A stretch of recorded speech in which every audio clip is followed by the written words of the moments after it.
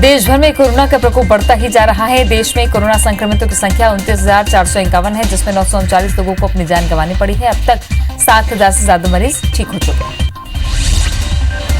देश में सबसे ज्यादा कोरोना संक्रमित मरीजों की संख्या महाराष्ट्र में है, जहां 8,590 मामलों की पुष्टि हो चुकी है, जिसमें अब तक 369 लोगों की मौत हो चुकी है। गुजरात में जहां 3,548 संक्रमित हैं, जिसमें से 162 की मौत हुई है और 394 ठीक हो चुके हैं। दिल्ली में अब तक कोरोना संक्रमण के 3,108 मामले सामने आए हैं और 54 लोगों को अपनी जान गंवानी पड़ी है। तो वहीं राजस्थान में 2,262 संक्रमित हैं, जिसमें से 50 की मौत हो चुकी है। तमिलनाडु में 1937 मामलों की पुष्टि हुई है। मध्य प्रदेश में कोरोना संक्रमितों का आंकड़ा 2300 के पार जा पहुंचा है। 2,335 लोग संक्रमित पाए गए हैं, जबकि प्रदेश में कोरोना से कुल 113 लोगों की मौत हो चुकी है। वहीं 413 मरीज ठीक भी हुए हैं। अगर इंदौर की बात करें तो इंदौर में कोरोना संक्रमित मरीजों की संख्या 1372 है। 63 लोगों की मौत हो चुकी है। भोपाल में मरीजों की संख्या बढ़कर 428 हो गई, जबकि अब तक 12 लोगों की मौत हो चुकी है। वहीं जबलपुर में एक और नया मरीज मिलने के बाद कोरोना मरीजों की संख्या 70 हो गई है। यहां कोरोना संक्रमित एक महिला की मौत हो चुकी है, जबकि 7 लोग ठीक हुए। इंदौर के एमजे मेडिकल कॉलेज की डीन ज्योति बिंदल का बड़ा बयान सामने आया है, जिसमें उन्होंने इंदौर में फैले वायरस को ज्यादा खतरनाक बताया। उनका कहना है कि इंदौर में अपर स्टेज के मरीज मिलने से मृत्यु दर बढ़ी है।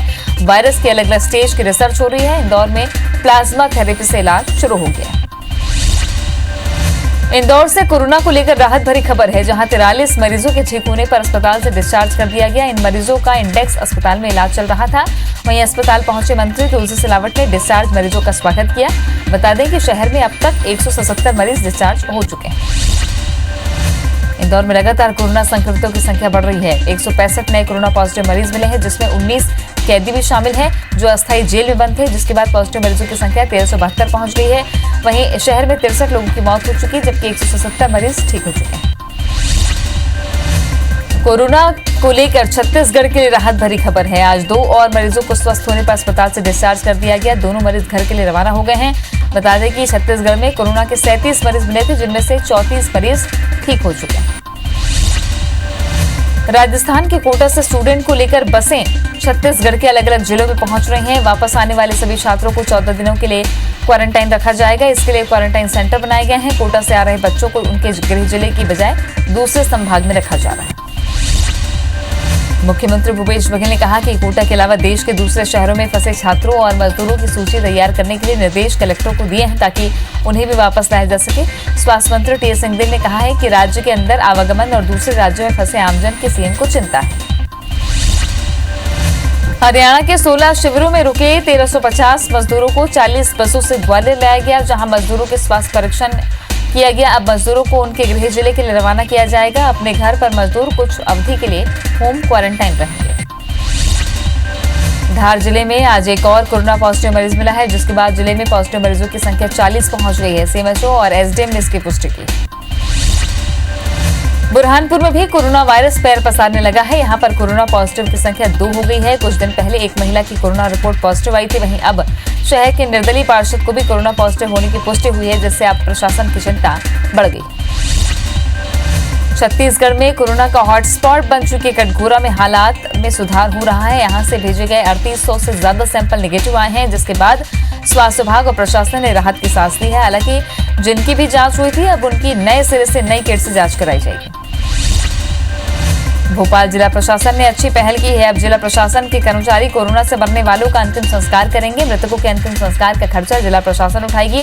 भोपाल में 2 मुक्तिधाम और 2 कब्रिस्तान में अंतिम संस्कार की व्यवस्था की जा रही है। साथ ही अंतिम संस्कार के लिए जिला प्रशासन 5-5 हजार रुपए की राशि देगा और अंतिम संस्कार करने वाले कर्मचारी का बीमा भी होगा। कोरोना संक्रमण को लेकर रायपुर में आज मुख्य सचिव आरपी मंडल की बैठक होने वाली थी, जिसमें सभी जिले के कलेक्टर्स को वीडियो कॉन्फ्रेंसिंग के जरिए शामिल होना था, लेकिन किसी कारणवश बैठक टल गई। अब 30 अप्रैल को बैठक होगी।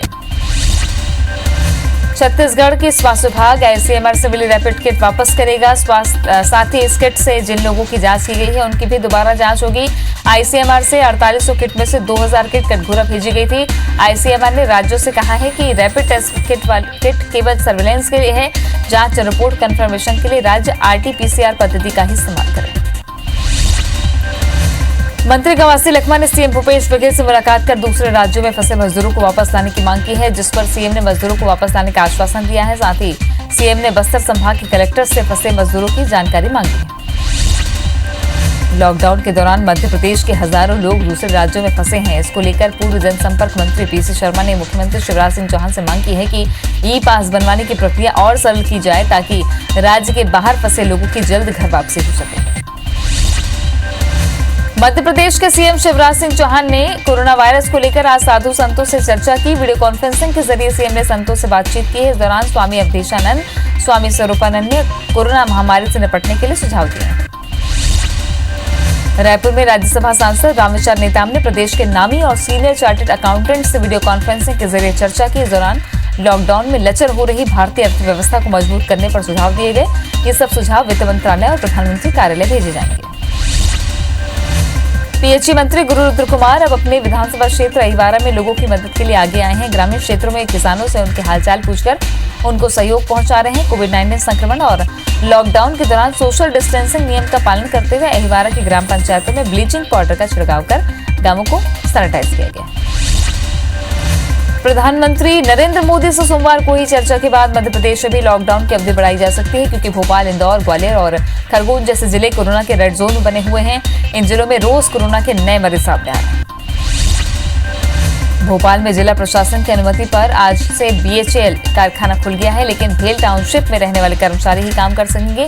यूनिट में सोशल डिस्टेंसिंग का सख्ती से पालन करना होगा। साथ ही यूनिट को रोजाना सैनिटाइज करना होगा। इस दौरान अगर एक भी कर्मचारी पॉजिटिव मिलता है तो अनुमति निरस्त हो जाएगी। उज्जैन की विवेकानंद कॉलोनी में निजी अस्पताल में गार्ड की हत्या कर दी गई। अज्ञात बदमाश ने चाकू गोदकर गार्ड की हत्या की। ये पूरी वारदात सीसीटीवी कैमरे में कैद हुई है। नीलगंगा थाना क्षेत्र में दिन दहाड़े हुई इस वारदात से पूरे इलाके में सनसनी फैल गई। पुलिस आरोपी की तलाश में जुटी है। मुरैना में जूते के गोदाम में भीषण आग लगने की वजह से लाखों के नुकसान की आशंका जताई जा रही है। आग की चपेट में आने से पूरा गोदाम जलकर खाक हो गया। दमकल विभाग ने आग पर काबू पा लिया है। फिलहाल अभी आग लगने के कारणों का पता नहीं चल पाया।